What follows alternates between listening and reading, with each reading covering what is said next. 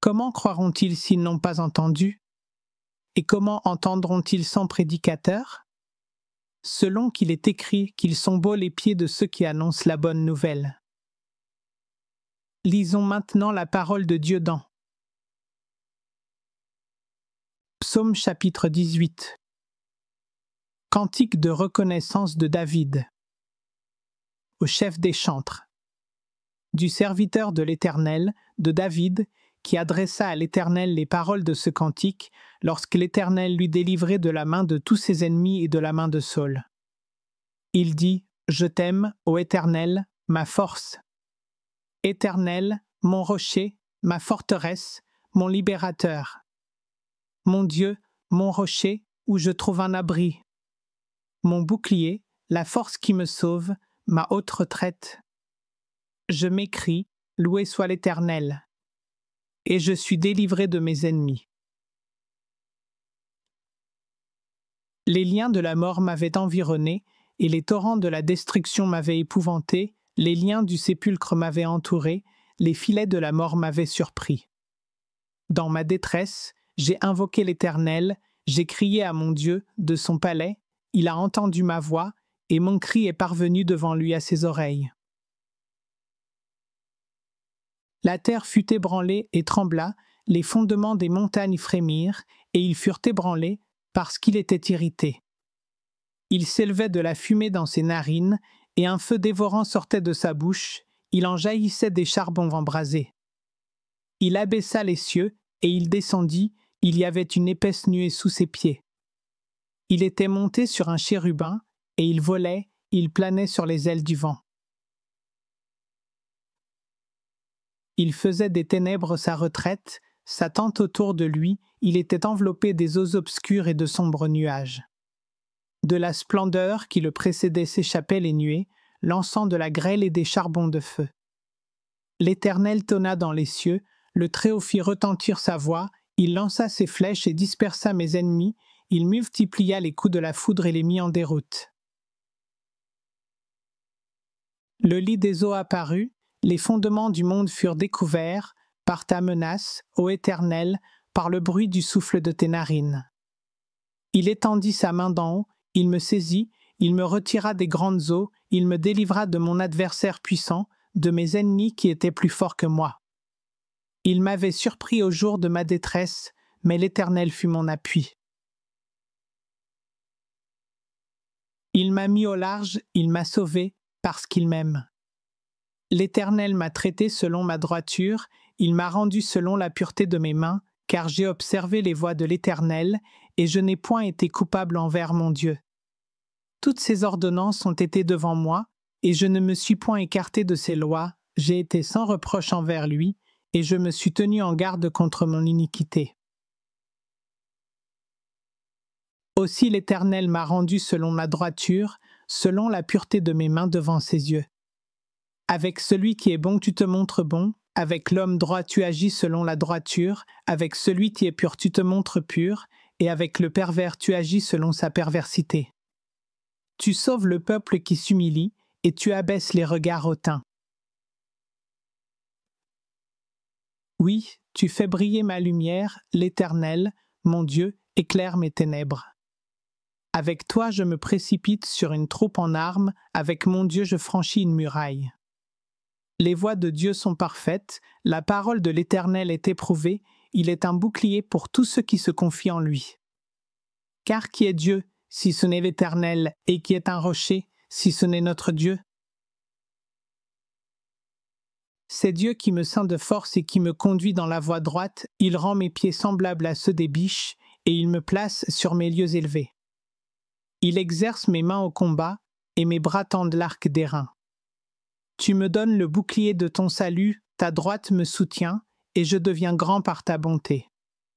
Tu élargis le chemin sous mes pas, et mes pieds ne chancellent point. Je poursuis mes ennemis, je les atteins, et je ne reviens pas avant de les avoir anéantis.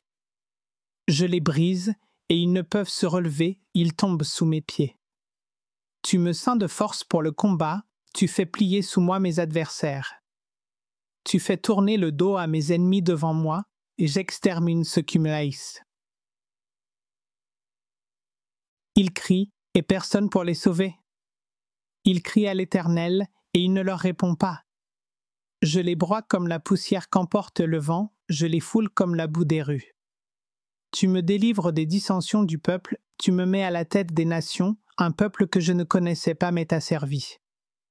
Ils m'obéissent au premier ordre, les fils de l'étranger me flattent. Les fils de l'étranger sont en défaillance, ils tremblent hors de leur forteresse. Vive l'Éternel, et béni soit mon rocher.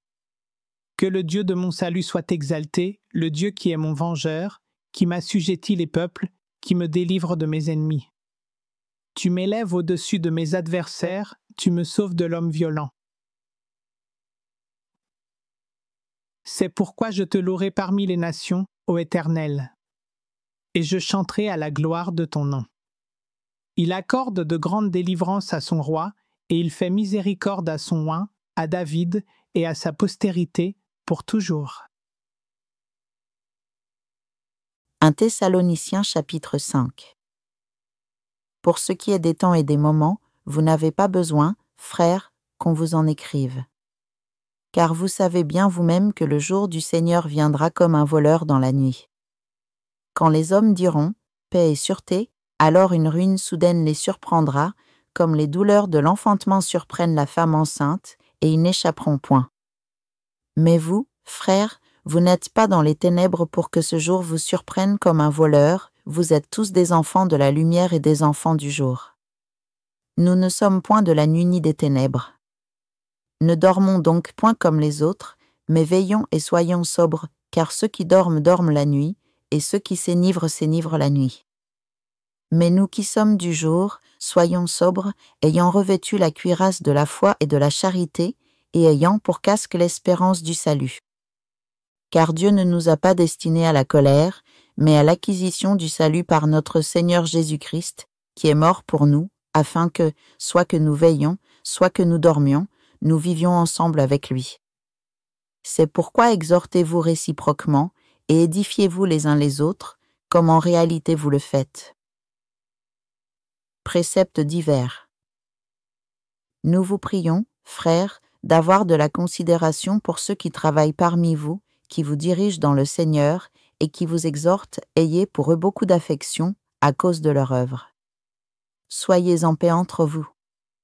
Nous vous en prions aussi, frères, avertissez ceux qui vivent dans le désordre, consolez ceux qui sont abattus, supportez les faibles, usez de patience envers tous. Prenez garde que personne ne rende à autrui le mal pour le mal, mais poursuivez toujours le bien, soit entre vous, soit envers tous. Soyez toujours joyeux. Priez sans cesse. Rendez grâce en toutes choses, car c'est à votre égard la volonté de Dieu en Jésus-Christ. N'éteignez pas l'esprit. Ne méprisez pas les prophéties. Mais examinez toutes choses, retenez ce qui est bon, abstenez-vous de toute espèce de mal. Vœux et salutations. Que le Dieu de paix vous sanctifie lui-même tout entier, et que tout votre être l'esprit, l'âme et le corps soient conservés irrépréhensibles lors de l'avènement de notre Seigneur Jésus-Christ. Celui qui vous a appelé est fidèle, et c'est lui qui le fera. Frères, priez pour nous. Saluez tous les frères par un saint baiser. Je vous en conjure par le Seigneur, que cette lettre soit lue à tous les frères. Que la grâce de notre Seigneur Jésus-Christ soit avec vous. Alléluia. La parole de Dieu est nouvelle chaque jour lorsque nous attendons le Seigneur avec un amour entier et avec joie. La joie est un commandement, réjouis-toi tout de suite, réjouis-toi. Tu es encore triste, comment peux-tu déjà te réjouir? Et si ton père meurt? Oui, réjouis-toi. Si nos parents meurent lorsque ma mère est décédée, je n'ai été triste qu'une heure, mais je me suis réjoui parce qu'elle est partie en paix, elle avait atteint la terre promise. J'avais déjà reçu une vision quand ma mère allait partir, comme pour l'histoire de mon père. Mon père est mort à 52 ans. Aujourd'hui j'ai 51 ans, il est donc mort à peu près à mon âge actuel à 52 ans. Quand ma mère est décédée, j'avais reçu des visions 1 ou 2 ans auparavant. Elle paraissait encore provisoirement en bonne santé, mais en réalité elle était malade depuis longtemps, des années de tout sans s'obstiner à se soigner. Son départ était proche. Depuis notre enfance, elle répétait « Papa n'a que 50 ans ». Elle comprenait donc qu'elle partirait à 50 ans. De même, je répète, quand j'aurai 70 ans, je exploserai en Irak, en Mésopotamie. Alors si j'organise un voyage en Irak, souvenez-vous, ne venez pas. Si je vais en Mésopotamie à 70 ans, peut-être que M. Mulia sera déjà pasteur associé.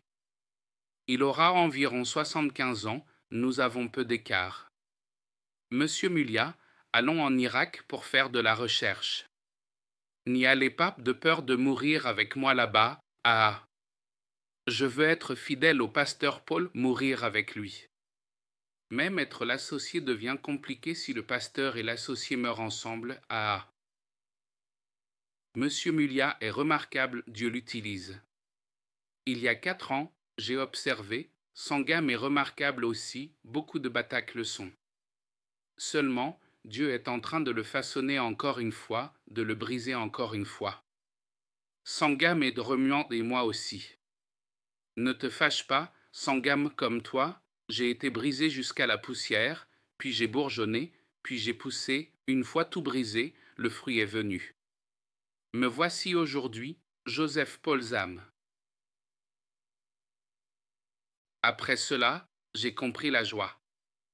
La joie n'est pas parce que nous voyons de mauvaises ou de bonnes choses, la joie n'est pas parce que c'est une décision. Exemple quotidien, je ne mange pas de riz.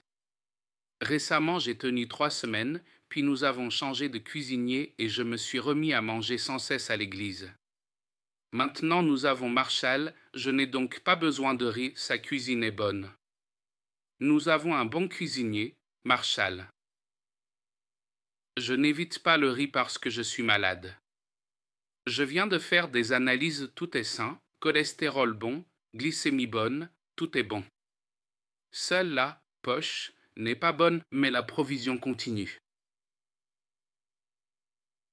Tout à l'heure, j'ai mangé un steak d'agneau grillé, pas des brochettes, nous avons fait un steak d'agneau. Quand je suis soi-disant sans argent, je mange du steak, si vraiment je n'avais pas d'argent, il n'y en aurait pas, plaisanterie. L'essentiel, je ne saute pas le riz parce que je suis malade ou que je veux maigrir, j'ai décidé de ne pas manger de riz pour rester en bonne santé. C'est le 5e jour objectif, 6 mois sans riz. Si j'étais tombé malade d'abord pour arrêter le riz, ce serait une souffrance. Maintenant, je décide de ne pas manger de riz pour être en bonne santé. Je ne veux pas avoir 70 ans avec des fourmillements aux mains et me lever endolori, je veux me lever en forme. Comme mon travail est l'enseignement et non un travail physique, je ne devrais pas manger beaucoup de riz. Le riz convient aux travailleurs manuels comme les pêcheurs. Pour nous, multiplions les légumes. Tout à l'heure j'en ai mangé beaucoup, si j'ai faim et ne peux pas dormir, je mange du chou bouilli et du tofu bouilli sain et bon, la sauce piment d'Anna est excellente. Chaque soir je mange des beignets de tofu, la farine des acai est de manioc, tapioca, faible en glucides. Une décision est une décision. Difficile? Pas vraiment si l'on pense correctement. Se réjouir est aussi une décision. Cela ne doit pas être forcé. Les Nord-Coréens sont forcés de se réjouir, on leur ordonne de rire quand le président passe, sinon, prison, c'est une joie contrainte. Nous, non. Dans Néhémie chapitre 8 verset 10, il est écrit « La joie qui vient du ciel est ma force ». En néerlandais, la nuance est belle, abri, protection, consolation, rafraîchissement. Dans la joie, toute notre force se déploie. Qu'est-ce qui a permis à David de tenir? David était étiqueté illégitime, psaume 51, c'est dans le péché que ma mère m'a conçu, nous en reparlerons. Le père de David s'appelait Jessé. Il était nazi, un titre du Sanhédrin. Le père de Saul était aussi nazi, puis le père de David lui succéda, chef des 72 anciens d'Israël. Récit familial oral, Jessé était très fidèle à sa femme. Un jour, il dit vouloir coucher avec la servante de sa femme. Son épouse se méfia, se déguisa cette nuit-là avec les vêtements de la servante. Ils s'unirent, Jessé crut que c'était la servante, mais celle qui conçut fut son épouse. David naquit. Comme le bébé était roux, on le considéra illégitime et la famille le traita mal alors qu'il ne l'était pas. Le secret ne fut raconté qu'une fois David devenu roi.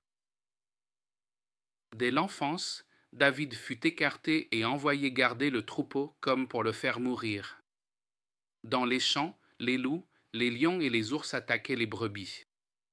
Que faisait David? Il chantait, jouait de la harpe et de la flûte, habile aux instruments, la louange et l'adoration remplissaient sa vie, il se réjouissait et rendait grâce, il y avait un cantique nouveau chaque jour. Voilà ce qui l'a rendu solide. Il aurait pu se plaindre d'étiquettes illégitimes, enfance au chant plutôt qu'au jeu. Il avait bien des raisons d'amertume. Nous aussi, moi, je l'étais, mais en 2014 j'ai été restauré, libéré de tout, même des cauchemars. Dans mes rêves, quand je disais « Au nom de Jésus », tout partait. Depuis 2014, j'ai appris à ne pas me plaindre un seul jour.